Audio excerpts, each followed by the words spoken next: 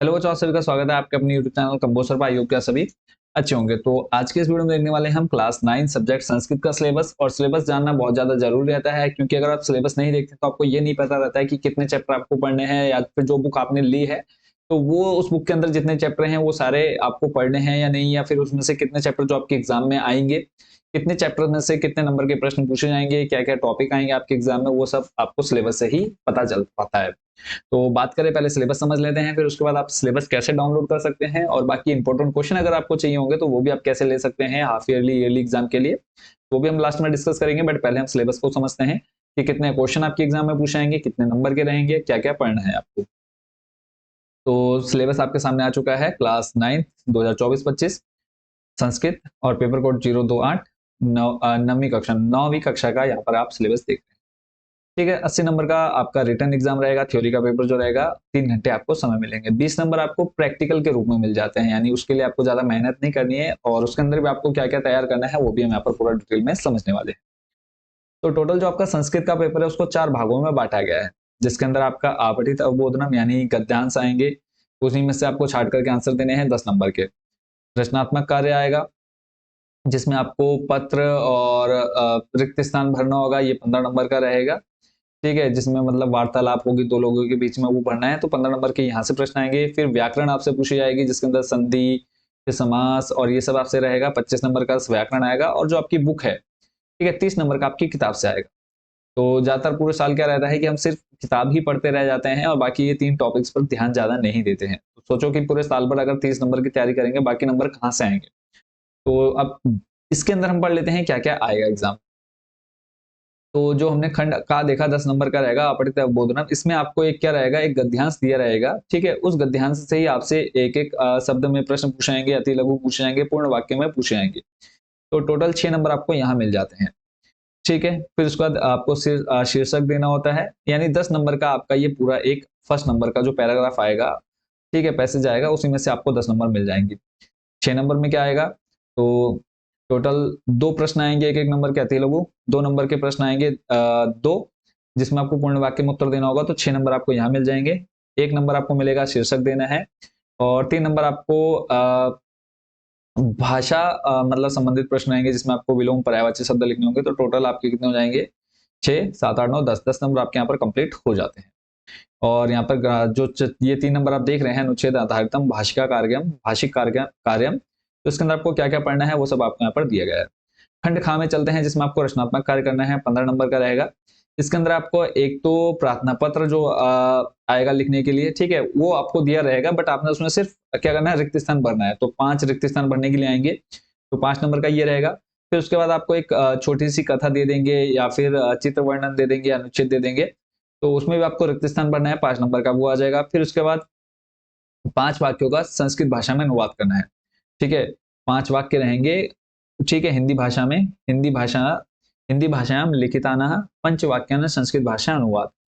तो 5 वाक्यों का आपने अपने अनुवाद करना है, जो कि एक एक नंबर का रहेगा। 5 नंबर आपको यहाँ मिल जाएंगे। फिर उसके बाद व्याकरण पर चलते हैं। व्याकरण आपकी 25 नंबर की पूछी जाएगी। तो इसके अंदर आपको क्या क्या पढ़ना है, तो संस्कृत वर्णमाला आपको अच्छे से पता होना चाहिए, यानी वर्ण, फिर उच्चारण, स्थान कौन सा है वो आपको पता होना चाहिए, वर्तनी, वर्ण संयोजन, वर्ण वियोजन। तो टोटल 3 नंबर का ये रहेगा संस्कृत वर्णमाला से। संधि आपसे पूछी जाएगी 3 नंबर की, जिसके अंदर आपको स्वर संधि, व्यंजन और विसर्ग, और इनके अंदर आपको क्या क्या पढ़ना है, दीर्घ गुण वृद्धि यण, यानी अयादि संधि आपको नहीं पढ़नी है स्वर संधि के बीच में। और व्यंजन संधि के अंदर मात्र आपको 2 से 3 संधियां ही अच्छे से तैयार करनी है। विसर्ग के अंदर आपको उवतनम और रत्नम ये तैयार करनी है। टोटल 3 नंबर आपको यहाँ मिल जाते हैं। फिर उसके बाद आ जाता है शब्द रूपाणी, यानी अकारांत, इकारांत, उकारांत, रीकारांत, अकारांत स्त्रीलिंग हो जाएगा, पहले आपने पुल्लिंग, फिर ऐसे ही ये सारे स्त्रीलिंग। तो ये जो रहेगा, यहाँ से भी आपके 3 नंबर के प्रश्न पूछे जाएंगे। धातु रूप आपसे पूछा जाएगा, वो धातु रूप आपको कौन कौन से पढ़ने हैं पूरा डिटेल में दिया गया है। 3 नंबर का धातु रूप। फिर कारक रहेगा 4 नंबर का, जिसके अंदर आपको द्वितीय, तृतीय, चतुर्थी यहाँ पे आपको दे रखा है। फिर प्रत्यय पूछे जाएंगे 3 नंबर के। संख्या आपको ये पता होनी चाहिए 1 से लेकर के 100 तक, ठीक है। और ये रहेगा आपका 2 नंबर का। उपसर्ग आपको पता होना चाहिए, 2 नंबर का आएगा। अव्यय शब्द आपको पता होना चाहिए, ये भी 2 नंबर के आपके एग्जाम में पूछे जाएंगे। अब आ जाते हैं आपके जो किताब है वहां से कैसे प्रश्न आएंगे। तो यहाँ पे आपको एक गद्यांश दिया रहेगा, गद्यांश से ही आपके प्रश्न पूछे जाएंगे 5 नंबर के। ठीक है। उसके बाद फिर आपको पद्यांश रहेगा यानी श्लोक जैसा आपको दे देंगे 2 से 4 लाइनों के बीच में, तो उससे संबंधित प्रश्न पूछे जाएंगे, 5 नंबर वो आपको मिल जाएंगे। फिर एक नाटक रहेगा, नाटक से संबंधित आपको प्रश्न दिए जाएंगे, 5 नंबर उसमें मिलेंगे। तो उसके बाद है रेखांकित पद से आपने प्रश्न निर्माण करने हैं, यानी आपको प्रश्न निर्माण करने आने चाहिए, 4 नंबर आपको वहां मिल जाएंगे। एक श्लोक याद होना चाहिए, 3 नंबर का श्लोक आएगा। फिर एक कहानी रहेगी, उसको ऊपर नीचे करके दिया रहेगा, बट उसको अपने एक क्रम में लगाना है, 4 नंबर आपको वहां मिल जाते हैं।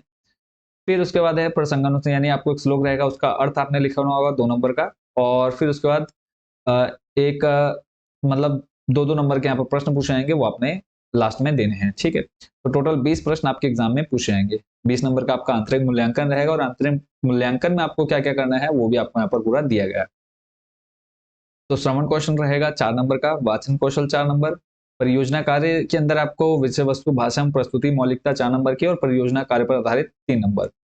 सतत मूल्यांकन यानी जो आपकी यूनिट टेस्ट रहती है वो आपको 5 नंबर देकर के जाएंगे, तो टोटल 20 नंबर का आपका इंटरनल असेसमेंट में आपको 20 नंबर मिल जाते हैं।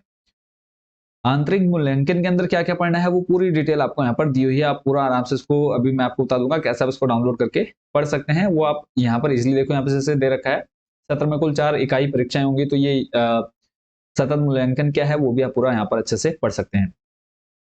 बात करें कि कौन कौन सी बुक मतलब बुक के अंदर कितने चैप्टर आपके दे रखे हैं वो आपको यहाँ पर पूरा पता चल जाएगा। तो जो आपकी सेमुशी है, ये प्रथम भाग, ये आपको पहली जो आपकी फर्स्ट भाग है ये आपकी क्लास 9 की, और जो द्वितीय है वो क्लास 10 की है, कक्षा 10 की है। तो कक्षा 9 में सिर्फ आपको 10 पाठ पढ़ने हैं, भारती, वसंत गीति, स्वर्ण काकः, गोदोहनम, फिर सुक्ति, मौक्तिकम, भ्रांतो बालः, लोहलुता, सिक्ताः सेतु, जटायो शौर्यम, पर्यावरणम और वाड्मनः प्राण स्वरूपम। तो ये 10 पाठ आपको इसमें संस्कृत में पढ़ने हैं।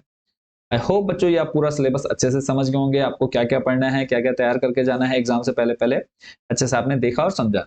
अब बात करके आप इसको कैसे डाउनलोड कर सकते हैं। कुछ स्टेप्स सिंपल फॉलो करने हैं, कंपोजर सर्च करना है, आपके सामने और एक वेबसाइट आ जाएगी, सिंपली आपने होम पर क्लिक करना है। क्लिक करने के बाद थोड़ा सा नीचे आना है, ऑप्शन मिल जाता है आपको सिलेबस 2024-25, इस सिलेबस वाले ऑप्शन पर क्लिक करना है। फिर आपके सामने क्लास ऑप्शन आ जाएगा, 9th पर क्लिक करना है। 9th पर क्लिक करने के बाद आपको यहाँ पर पूरे सारे सब्जेक्ट की लिस्ट मिल जाएगी, तो सिंपली यहाँ पर देखो संस्कृत का ऑप्शन मिल जाता है। संस्कृत पर जैसे क्लिक करेंगे आपके सामने सिलेबस ओपन हो जाएगा। तो ओपन होने के बाद सिंपली आपने यहाँ पर डाउनलोड वाले ऑप्शन पर क्लिक करना है। क्लिक करने के बाद आप इसका प्रिंट आउट निकलवा करके जरूर अपने पास रखिएगा, ताकि आप उसमें टिक करते चले कि हमने क्या क्या पढ़ लिया और क्या पढ़ना भी बाकी है। ठीक है, अब अगर आपको इंपॉर्टेंट क्वेश्चन चाहिए क्लास 9 के, तो उसके लिए आपने वहीं थोड़ा सा नीचे आना है, इधर ऑप्शन मिलेगा टॉप 30 क्वेश्चंस का। तो टॉप 30 क्वेश्चन पर क्लिक करना है, फिर आपने क्लास सिलेक्ट कर लेनी है, क्लास 9। ठीक है, 9th पर क्लिक करने के बाद आपके सामने सारे सब्जेक्ट की लिस्ट आ जाएगी, जो कि आपके मेन सब्जेक्ट है, हिंदी, इंग्लिश, गणित, विज्ञान और सामाजिक विज्ञान। यहाँ पे आपको जिस भी सब्जेक्ट के इंपॉर्टेंट क्वेश्चन चाहिए होंगे उस पर आप क्लिक कर लेंगे, और बहुत ही कम कॉस्ट में आप उसको ले सकते हैं। आप उसको वेबसाइट से भी परचेज कर सकते हैं, अदरवाइज आपने क्या करना है, सिंपली यहाँ पर व्हाट्सएप नंबर दे रखा है, इस व्हाट्सएप नंबर पर भी आप पीडीएफ ले सकते हैं।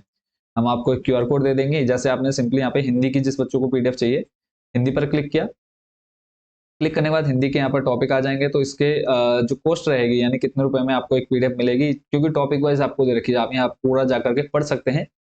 तो सिंपली आपको जो जो पीडीएफ चाहिए आप यहाँ से ऐड टू कार्ट करके डायरेक्ट भी खरीद सकते हैं, अदरवाइज आपने हमें इस व्हाट्सएप नंबर पर मैसेज करना है, और हम आपको क्यूआर कोड दे देंगे, उस क्यूआर कोड पर पेमेंट करके भी आप पीडीएफ अपने व्हाट्सएप नंबर पर ले सकते हैं। तो आई होप बच्चों ये पूरी प्रोसेस आप अच्छे से समझ गए होंगे। मिलते हैं बहुत जल्दी इंपॉर्टेंट क्वेश्चन के साथ नेक्स्ट वीडियो में, और जिन्होंने तक चैनल को सब्सक्राइब नहीं किया, सब्सक्राइब वाला बटन जरूर प्रेस कर दीजिएगा, और शुभकामनाएं हैं, अच्छे से तैयारी करते रहिए। और कोई क्वेश्चन ऐसा हो जो आपके मन में है कि हाँ मुझे ये समझ में नहीं आया, तो वो भी आप हमको व्हाट्सएप पर या फिर कमेंट बॉक्स में पूछ सकते हैं। Thank you so much watching for this video.